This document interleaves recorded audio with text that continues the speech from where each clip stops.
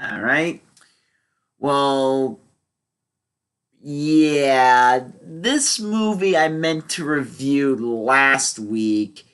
Unfortunately, actually, no, I meant to review this movie like 2 weeks ago, but the technologic gods were kind of being assholes to me. Yeah, well, anyway, hopefully I don't forget what I said in the other video about my thoughts on Gilbert Grape. So, I think the best way to talk about this movie is to briefly summarize the film, and basically the gist of it is this is probably the last pretty boy film role that Johnny Depp did for a while. Um, and Johnny Depp plays the title character, and it's basically about him trying to be a father figure to his family after his mom is just out of the picture. I mean, she's there, but she doesn't do much except for eat her way to death and sit around. And I think it's his older sister has to help him take care of their mentally challenged brother and a 15-year-old daughter who is kind of going through that shallow high school phase, that phase where you get annoyed by everything because it's not what you think is interesting or cool. That's kind of the case with I can't remember the actress's name, but I remember she was the teenage daughter from Apollo 13. So I'm not sure. There's actually a lot of actors in this movie that I recognize, like Johnny Depp, the girl, the his mistress, the girl he's dating, John C. Riley. There's a bunch of other people in this movie that I find that I'm familiar with. Honestly, considering how John C. Riley looks, they probably could have gotten John Goodman to be Gilbert's father figure in this movie, and it probably would have made sense. Um, anyway, so I think the one thing I might want to say about this movie is that I'm just gonna get the elephant in the room addressed. Gilbert Grape, I do like. There's a lot of things I really love about his character that I think anyone at you know young 20 something year old person can get, which is Gilbert. You do see that he's kind of resigned himself to just working in a small town just to try and get by in life. But as the movie progresses, you do see his urge to try and get out. You do see this sense of him being angry with the fact that he feels tied down to this town. And he does and the movie does hint at the fact that the town he's in is dying. So there is a lot of frustration there. He's not really getting very far in life. He has a mentally challenged brother who, even though the brother doesn't really know what he's doing, it does get to a point where Gilbert snaps and just lashes out. And even though Gilbert is kind of portrayed as a very level-headed person, there are a few scenes where you do see him act irresponsible to serve his own needs. But the one thing I love about the character is that he's usually a good person. He's for the most part, a role model. And whenever he does make mistakes, he does at least attempt to try and redeem himself.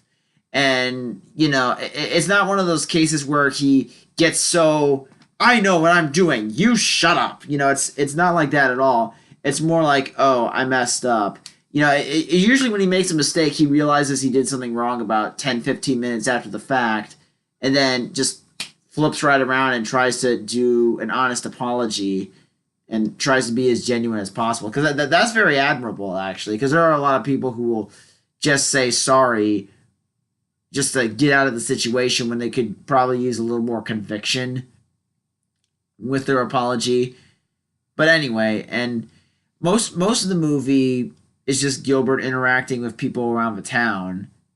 And Leonardo DiCaprio, who plays, I think Arnie, I think his name is. I mean, he did a really good job at playing a mentally challenged person.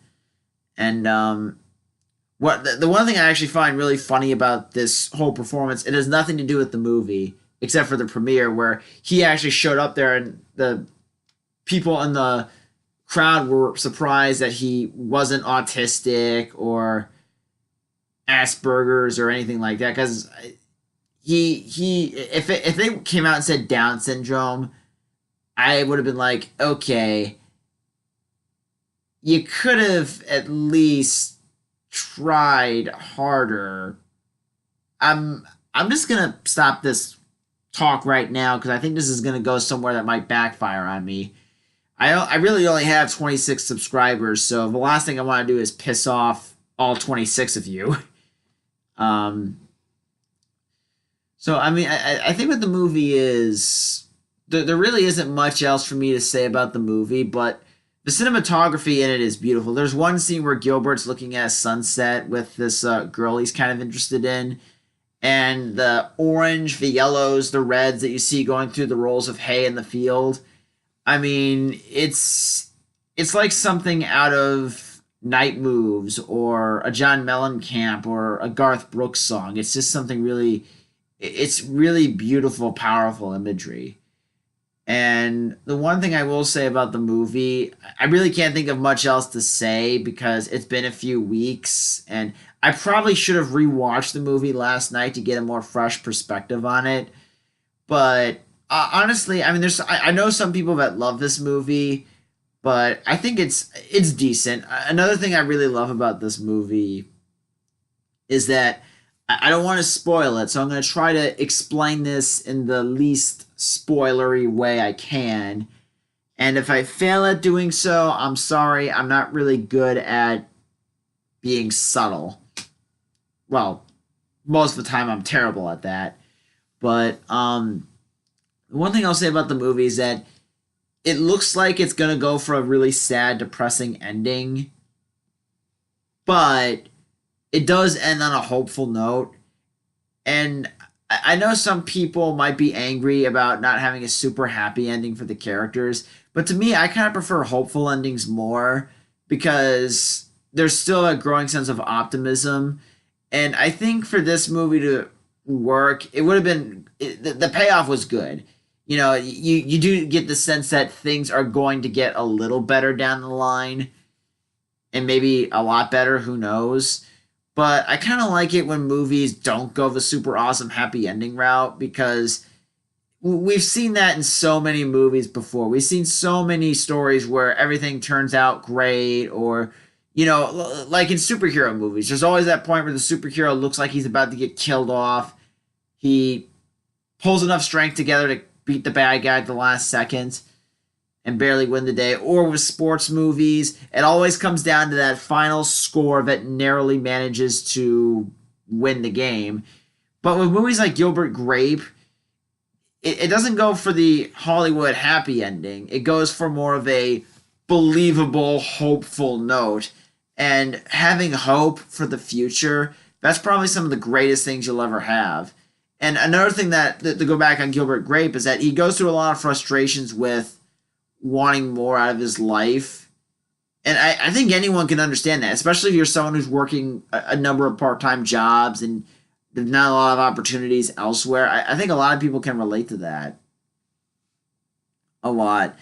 My only real criticism with the movie is that I feel like Johnny Depp's idea to portray Gilbert as sort of this mellow guy who's kind of half asleep or half awake. The performance for the most part is good, but sometimes it comes off as bland. Sometimes it comes off as him not being able to emote. And I'm not saying we need a character to ooze charisma all the time in order to be charming, but there are some times where it feels like Depp is just reading his lines and not really putting any effort into it. I think I could have dealt with someone with a little more passion than him, but all in all, the performance was okay. Honestly, this film to me is just a solid 3-star out of 5 movie. Nothing special, just kind of an okay, decent story of a young man trying to get his life going. So take that as you will. I will post a review next week, and if you guys are curious about the stuff I'm posting, if you look at my